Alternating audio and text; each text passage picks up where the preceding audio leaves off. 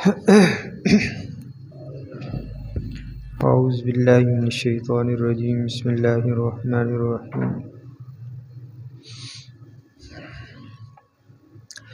یا ایھا النبی لم تحرم ما احل اللہ لک تبتغی مرضات ازواجک واللہ غفور رحیم قد فرض اللہ لکم تحلۃ ایمانکم واللہ مولاکم وہو العلیم الحکیم صدق اللہ العظیم۔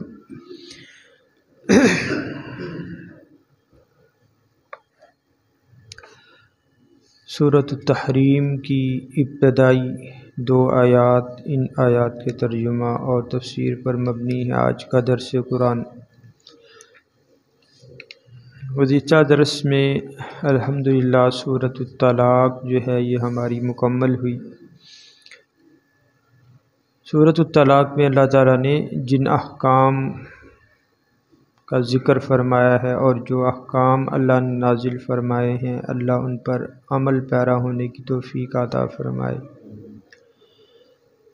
سورہ تحریم جو ہے یہ بھی مدنی صورت ہے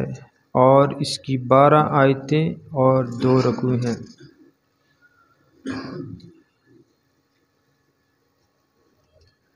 اس کا دوسرا نام سورۃ النبی ہے اور اس کی جو 2 ابتدائی آیات ہیں اس میں اللہ تعالیٰ نے حضور نبی کریم صلی اللہ علیہ وسلم سے متعلق ایک واقعے کی طرف جو ہے اللہ نے اس کے مطابق جو ہے احکام نازل فرمائے ہیں۔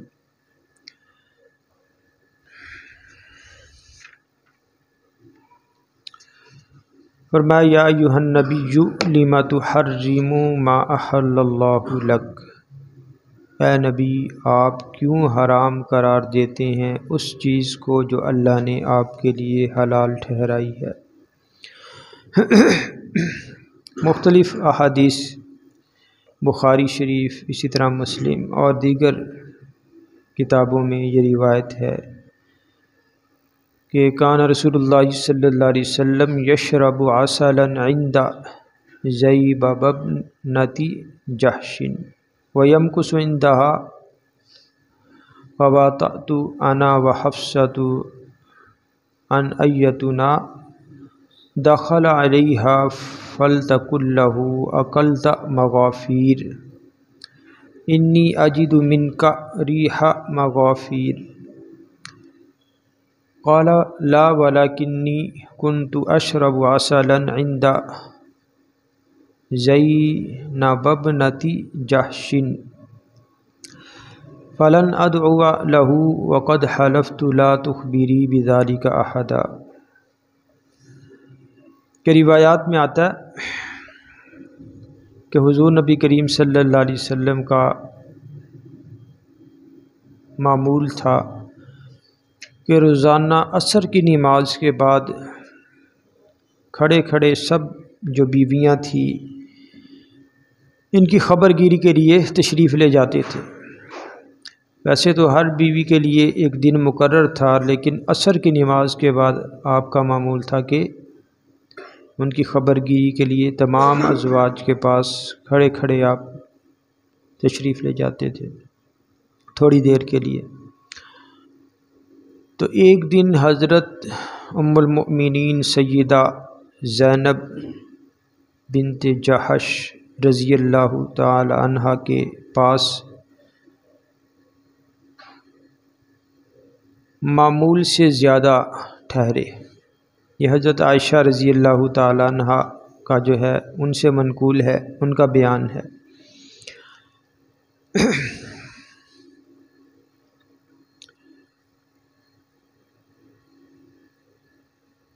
ایک تو حضرت زینب بنت جحش، ایک ہیں حضرت زینب بنت خزیمہ، یعنی زینب نام کی 2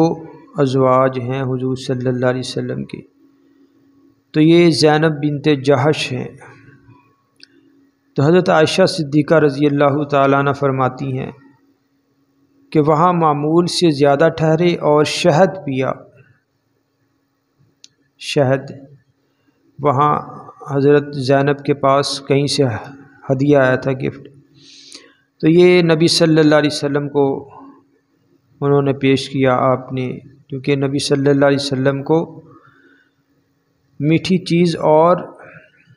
آپ کو شہد جو ہے بڑا پسند تھا۔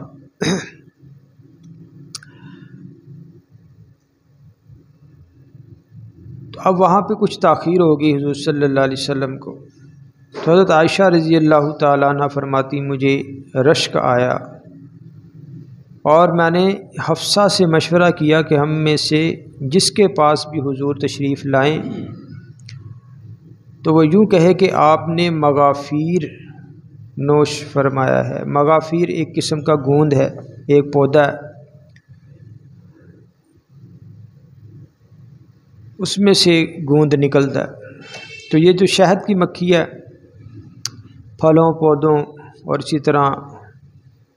پھولوں پہ بیٹھتی ہے، تو یہ مغافیر میں بھی بسا اوقات اس کے پودے میں بھی بیٹھتی، تو اس میں کسی حد تک ہلکی سی بدبو ہوتی ہے مغافیر میں۔ تو کہنے لگی کہ ہم نے آپس میں میٹنگ کی، مشورہ کیا کہ جب حضور، حفصہ کہنے لگی جب آپ کے پاس، حضرت عائشہ نے کہا کہ جب یہ آپ کے پاس آئیں تو آپ کہہ دیں کہ آپ نے مغافیر نوش کیا، اور نبی صلی اللہ علیہ وسلم کو یہ بدبودار چیزوں سے بھی نفرت تھی، آپ استعمال نہیں کرتے تھے، لہسن ہے، پیاز ہے، اس طرح اور بدبو کی چیزیں جس میں اس قسم کی بدبو ہو۔ تو حضرت عائشہ صدیقہ رضی اللہ تعالیٰ عنہ کے ہاں بھی جب انہوں نے بھی یہی بات کہی، حضرت عائشہ کے گھر سے ہو کے پھر حضرت حفصہ کے گھر گئے تو انہوں نے بھی یہی کہا کہ آپ کے جو ہے مغافیر کی جو ہے بدبو آ رہی ہے۔ آپ نے فرمایا میں نے تو شہد پیا ہے، تو یہ کہنے لگی شاید کوئی مکھی مغافیر کے درخت پہ بیٹھ گئی ہوگی، اس نے اس کا رس چوسا ہوگا، اسی وجہ سے شہد میں جو ہے وہ بدبو آ رہی۔ تو نبی صلی اللہ علیہ وسلم نے قسم کھا لی، یہ میں نے روایت میں کہ وقد حلفت لا تخبری بذلک احدا، کہ فلن ادعو له وقد حلفت لا تخبری به بذلک احدا، کہ نبی صلی اللہ علیہ وسلم نے قسم کھا لی کہ اب آپ جو ہے یہ مغافیر، کیونکہ اس کی بدبو ہے شہد میں، تو آپ نے فرمایا کہ میں شہد جو ہے وہ ہرگز نہیں پیوں گا، اور پھر اس خیال سے کہ اب زینب برا نہ منائیں، آپ نے ان کو کہا کہ آپ نے زینب کو خبر نہیں دینی، زینب کو اس بات کا نہیں بتانا ہے کہ حضور اب قسم کھا چکے ہیں۔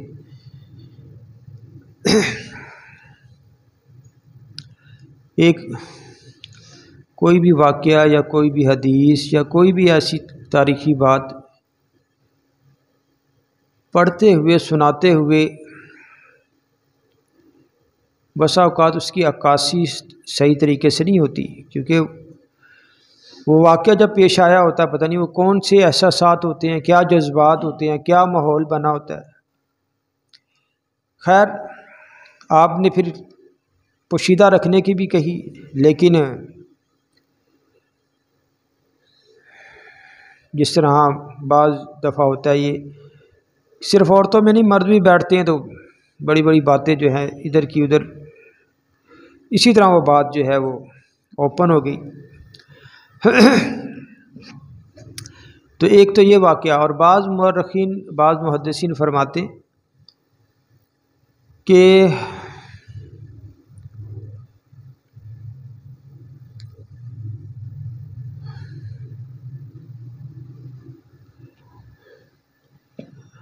حضور صلی اللہ علیہ وسلم کی باندھی تھی ماریہ قبطیہ،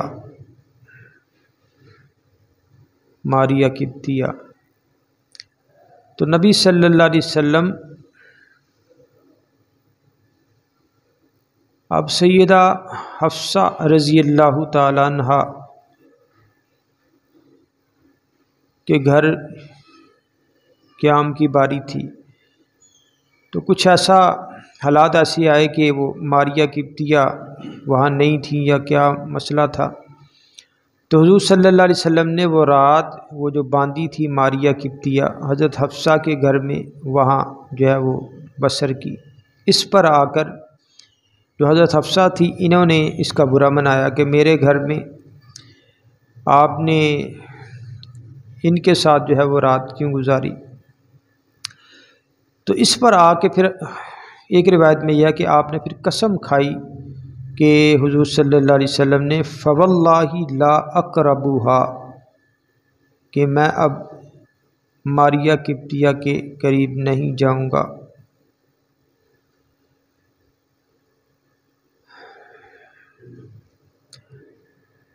یعنی دوسرا یہ واقعہ ہے۔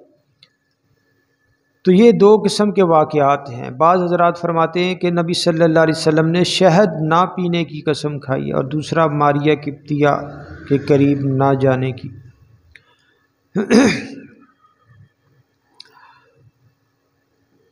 تو اللہ تعالیٰ نے سورہ تحریم کی یہ ابتدائی آیات ہیں، حکم نازل فرمایا یا ایھا النبی لم تحرم ما احل اللہ لک، اے نبی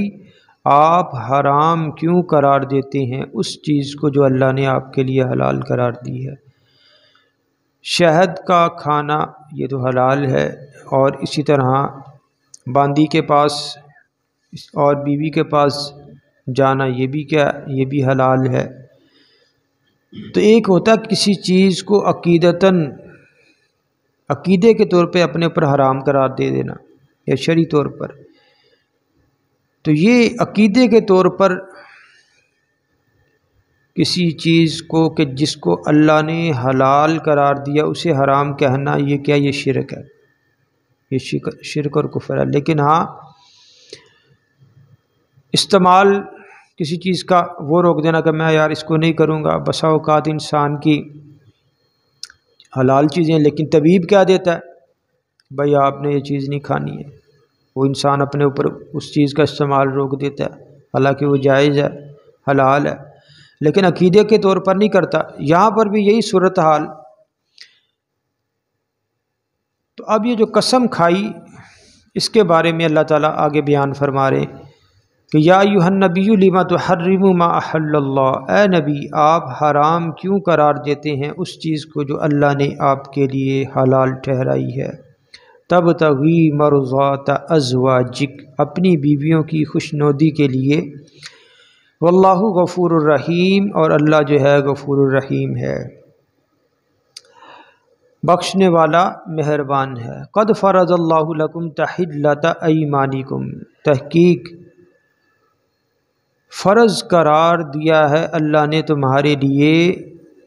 کھول دینا تمہاری قسموں کا،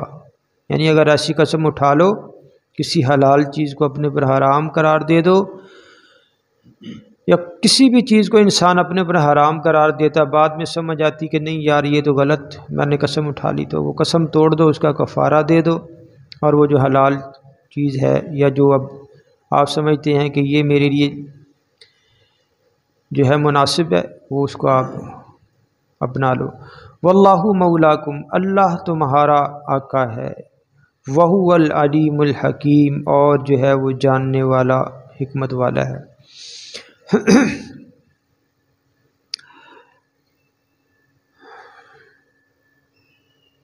اب یہاں پہ اشکال پیدا ہوتا ہے کہ اس واقعے میں حضور صلی اللہ علیہ وسلم نے کوئی قسم تو نہیں اٹھائی جس کو توڑنے کا اللہ نے حکم دیا، آپ نے تو محض ایک مباح چیز کو اپنے پر ممنوع قرار دیا کہ میں اب یہ چیز جو ہے شہد نہیں کھاؤں گا، اور کیا ہے فلاں جو باندی ہیں ان کے پاس جو ہے وہ نہیں جاؤں گا۔ تو علماء فرماتے مسلم شریف میں حضرت عبداللہ بن عباس رضی اللہ تعالیٰ عنہ کی روایت ہے کہ اذا حرم الرجل امرأتہ فہو یمین یکفرها، کہ جب کوئی شخص اپنے اوپر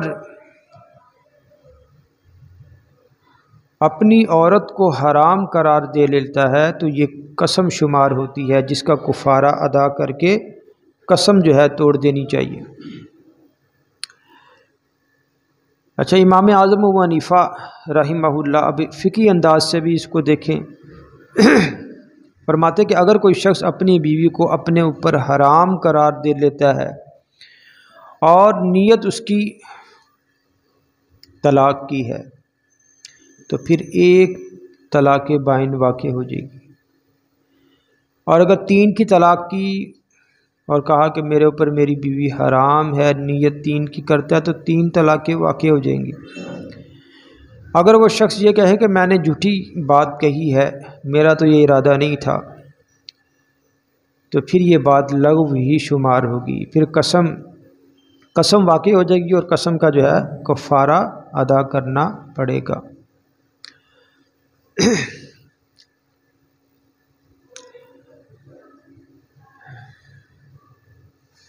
علماء فرماتے ہیں کہ پھر عام قانون بھی یہی ہے کہ اگر کسی جائز معاملے کے بارے میں قسم اٹھا لی مگر پھر دوسرا پہلو بہتر نظر آتا ہے تو پھر قسم توڑ کے پھر اسی پہلو کو اختیار کیا جائے۔ حضور صلی اللہ علیہ وسلم کا بھی فرمان ہے کہ میں قسم کو توڑ کر کفارہ ادا کر دیتا ہوں، یعنی جب انسان ہے نا، بتقاضۂ بشریت کوئی ایسی قسم کھا لیتا پھر بعد میں سمجھ آتی کہ نہیں یار یہ پہلو اچھا ہے، تو اب کیونکہ وہ قسم کھائی ہے اب اس کا کفارہ دے دو اور جو پہلو اچھا ہے اس کو اپنا لو۔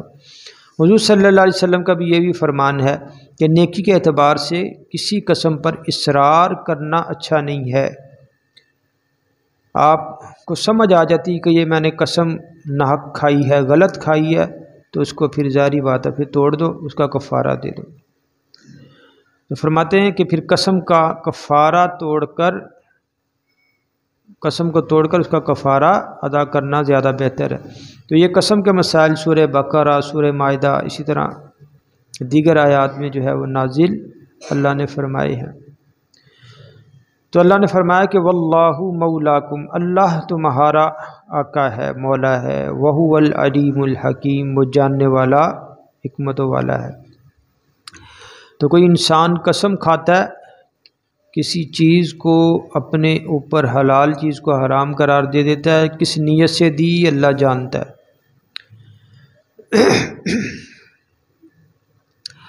واللہ مولاکم، اللہ تمہارا آقا ہے، وہو العلیم الحکیم، وہ جاننے والا حکمت والا ہے۔ تو الحمدللہ سورہ تحریم کی جو ابتدائی آیات ہیں، 2 آیات کا ترجمہ تفسیر جو ہے مکمل ہو گیا۔ اس کے علاوہ سورہ تحریم میں اللہ تعالیٰ نے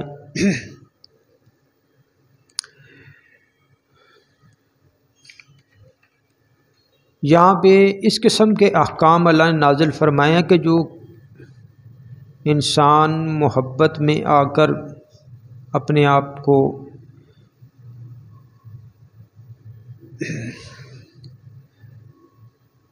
کسی قانون کے زمرے میں پابند کر لیتا ہے، اور یہ جو سورہ طلاق ہے یہاں پہ نفرت اور عداوت کی وجہ سے جو معاملات ہوتے ہیں، نفرت و عداوت، جیسے عدت ہے، طلاق کے جو ہے وہ معاملات ہیں۔ اچھا، سورہ تحریم میں ایک تو اللہ نے اس واقعے کو بیان فرمایا، دوسرا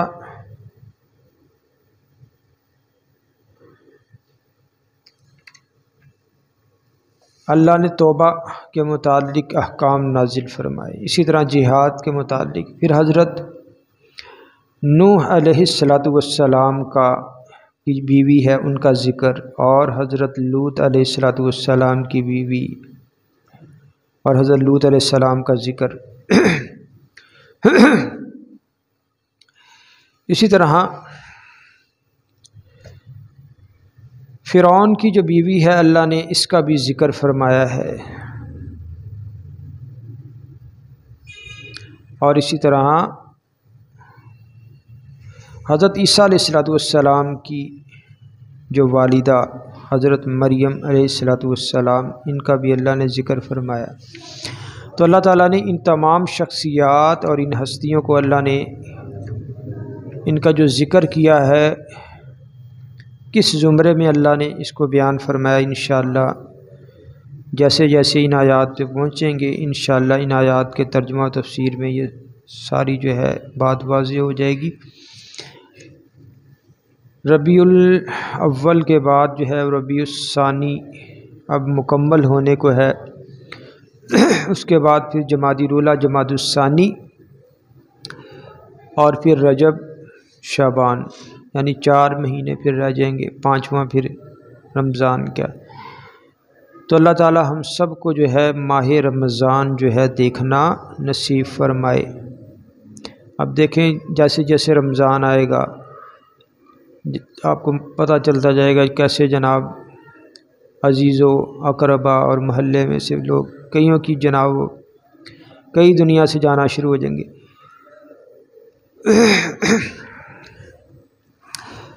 تو اللہ جب تک اللہ جو ہے وہ ہمیں زندگی دے، ہمارا اللہ ہمیں جو ہے ہمارا ایمان بھی سلامت رکھے، ہمیں نیک اعمال کی توفیق دے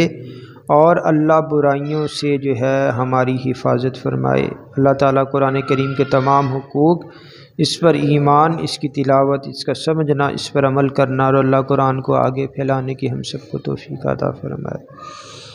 الحمدللہ رب العالمین والصلاة والسلام علی رسولہ النبی الکریم۔ یا ارحم الراحمین ہمیں قرآن کو پڑھنے، سمجھنے اور اس پر عمل کرنے کی توفیق عطا فرما۔ یا ارحم الراحمین حاضرین مجلس کی جتنی بھی جائز حاجات ہیں، خواہشات ہیں، ضروریات ہیں، اللہ اپنے پاک کلام اور اپنے حبیب کے صدقے وسیلے سے ان کی تمام حاجات کو پورا فرما۔ وصلی اللہ تعالی علی خیر خلقہ محمد وعلی آلہ وصحبہ اجمعین، آمین آمین۔